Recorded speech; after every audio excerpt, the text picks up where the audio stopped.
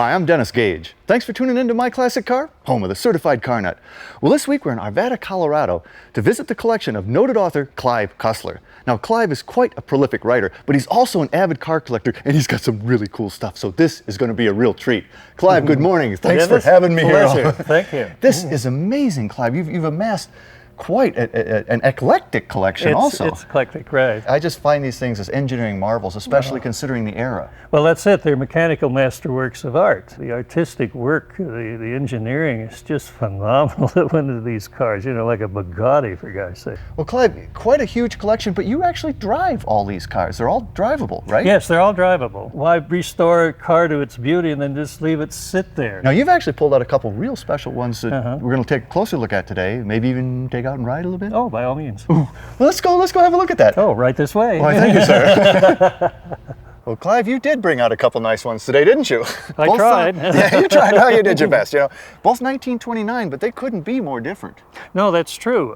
This is more of a racing configuration for the Bentley, where the Duesenburg was, of course, the exotic Luxury touring, I would say. Yes, indeed, yes. Well, let's start with race. Okay. 29 Bentley. Now, this is a blower Bentley, right? Yes, it That's is. what makes this baby so special. Mm-hmm. And that's what we're looking at up here. Yeah, this huge supercharger and the carburetor's out front. Sticking out front. I mean, now Bentley wasn't really known for superchargers. He didn't like them, did he? No, he didn't. He preferred big engines, you know, the many liters. And Tim Birkin, who was his race driver and then also an investor in his company, you know, was big on superchargers. So he insisted on building several of these to race, but they weren't competitive. Really? They never won. He set a lap record, but it turned out OW was right. Big leaders did it. Right.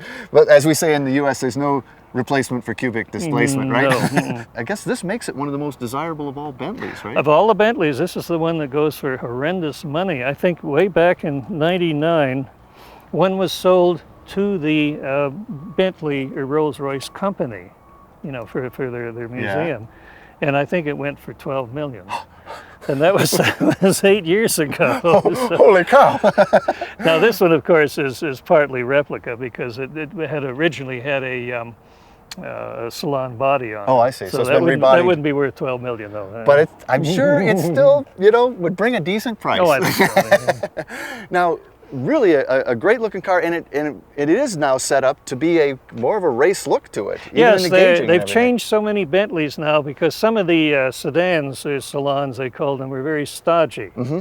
And over the years, people there's specialists in England that transform them into these racing touring in bodies. A legitimate fashion. Yes. Right? Mm-hmm. Yeah. Now a lot of gauging. I mean, again, kind of race bred, certainly in the look. Oh yes. But odd pedal configuration too. Is that? I don't know. This one is funny. The pedal's in the middle between the clutch. The gas pedal. It's a center gas, right? Right. And it's not that easy if you've got big feet. All the way to the back in this massive gas tank. And I love the taillights. Those are. Mm-hmm. They used to call those divers' helmets. That's what they look like. Mm-hmm. It does. And that almost. The big funnel exhaust. Yeah, megaphone exhaust. Yeah, megaphone, right. And the early dampeners, those before. Yeah, and the cables. Before shocks. Yeah, it actually worked. Mm-hmm. Now this is one that. You know, and I guess with all Bentleys, pretty much they're driven cars, right? Yes, you have the Rolls-Royce Owners Club and the Cadillac Owners Club, the Packard Owners Club, but the Bentley, it's the Bentley Drivers Club. And they drive them. You don't see 100-point Bentley, you know. These people get out and drive them. This fellow used to drive from London, I forget, into Lyons, France, and they held races back in the 70s and 80s, and he won 2 of them with this. And he drove it there. He drove it there. Man, you just can't wear out a Bentley engine. We've only seen what's sticking out the front. Yeah. Let's look at the rest of it. So clean. I mean, oh, it was very clean. So 4 liter, 4.5 liter, right. 4-cylinder. Yes. With the typical spare set of plugs. Bentley always had a spare set of plugs sitting somewhere.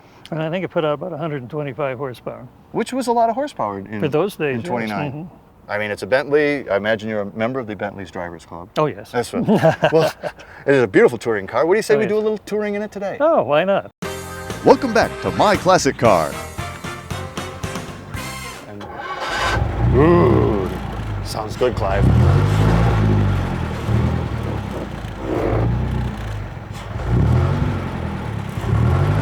And away we go.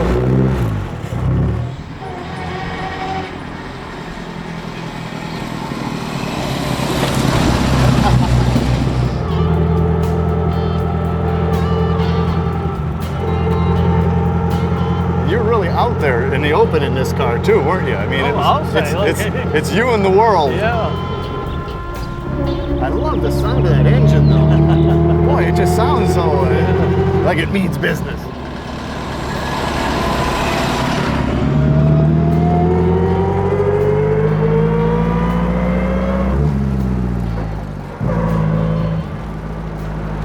It's a vintage hot rod, isn't it? It really is. Man. It's fun. It is a kick. Any idea how many of the blower Bentleys they made? They couldn't have made too many. Oh, they didn't make very many. I think it was less than 50. Wow.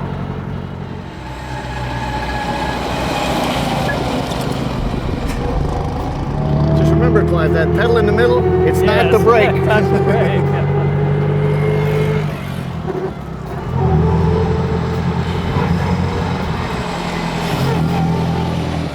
Clive, this thing is great. I love this car. Oh, Bentleys, they can grow on you, I know.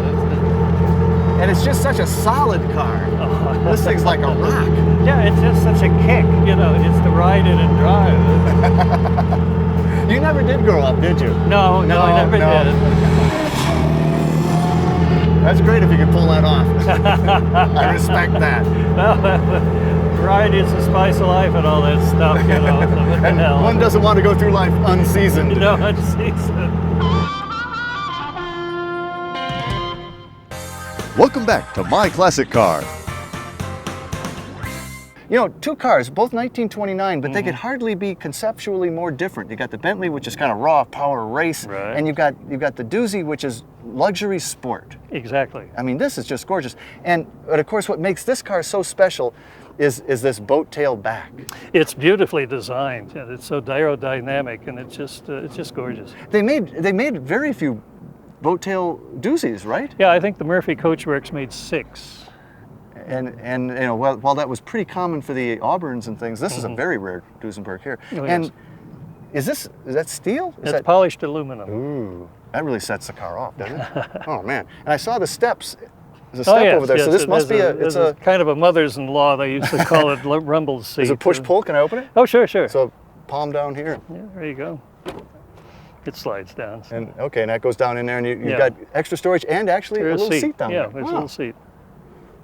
So if you wanted to take anybody with you, you could, I guess. I suppose if there was a third party, like the mother-in-law. Yeah, right. I don't think I'd want her along in this thing. This thing's just too cool. Sure. And what a luxurious, Duesenburg-esque cockpit here. This is very stylish, and that looks like an engine-turned dash, but then it's got that ruby coloring. It radiates.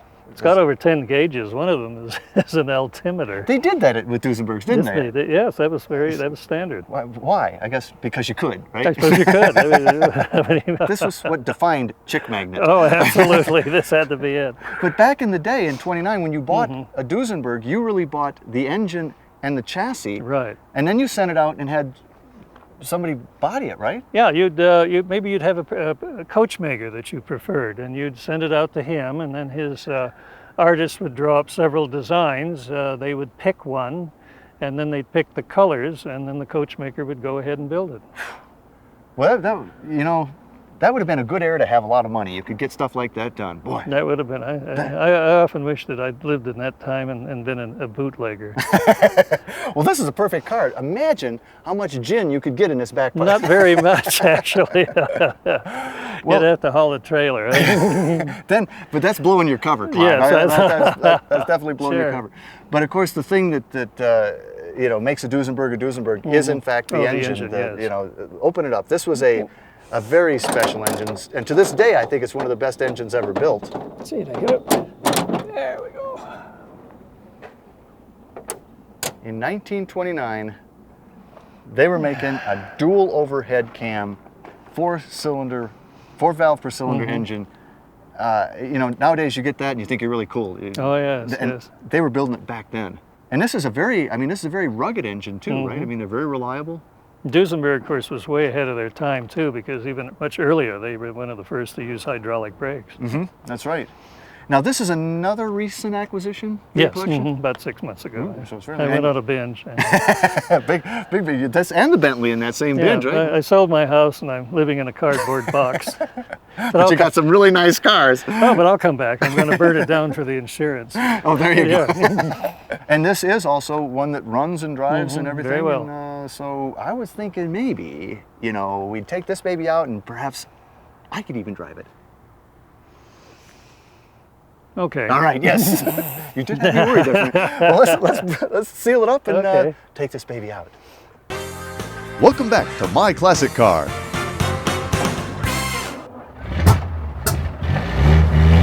Oh, isn't it? 8-cylinder.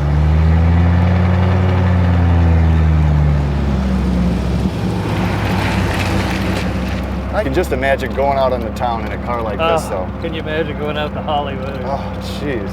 Being a big movie star popping out at the Academy Awards, you know. Well, this Some one looks gorgeous like blonde. yeah, on your arm.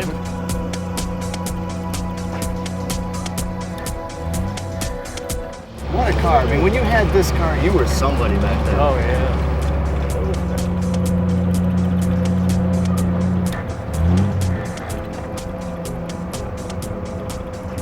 That's a quiet car. It's a very quiet car.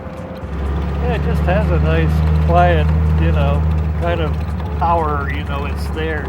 And it's a real refined power. Yeah. You know, the Bentley's kind of this more raw, a little bit more in your yeah, face, you know. raw. Yeah. This is so refined, but still so powerful. Yeah.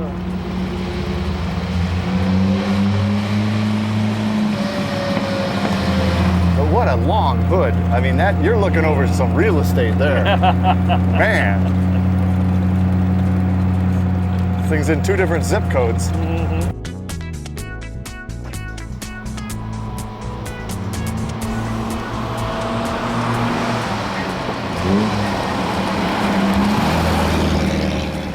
This is the best shifting Duesenburg I've ever been in, I gotta tell you. Really? Because I'm not that good at it. And it's doing really well.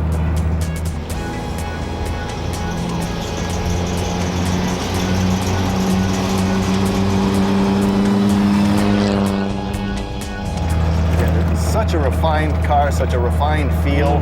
Yeah. And the steering is surprisingly light. Is it? Yeah.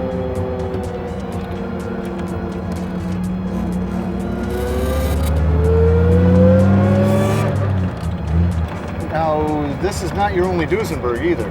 You have how many? Just 2 more. Just only 2 more? No, a 3 Duesenburg family. I'm gonna hang a left here with the good old-fashioned turn signal. Sure.